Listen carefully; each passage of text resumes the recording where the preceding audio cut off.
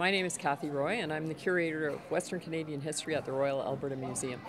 The museum has always been interested in collecting objects regarding the media, the modern media in Edmonton.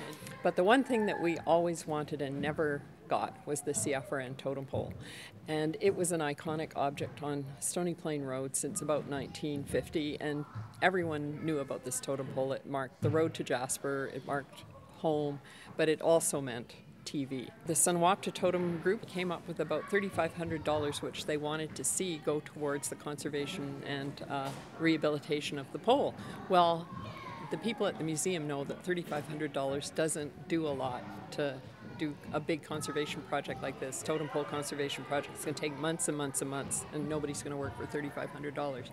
We looked around for funding, and the Edmonton Community Foundation seemed ideal because they were very interested in Edmonton projects. They recognized that this was an iconic Edmonton project, and so we applied.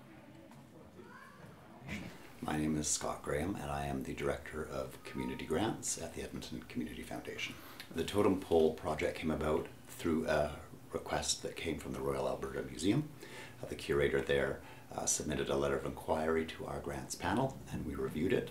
We thought it had merit. Number one, it was helping to build the capacity of a local, strong arts and culture organization, being the Royal Alberta Museum. It also had a good component with Aboriginal and First Nations peoples because it was a totem pole, and it was a genuine totem pole coming out of a carver from BC. Well, Cody Mathias was an activist in the Squamish band and was very concerned about land rights in that area. His poles are in the collection, the Royal Collection in Britain. He's very revered in his own community.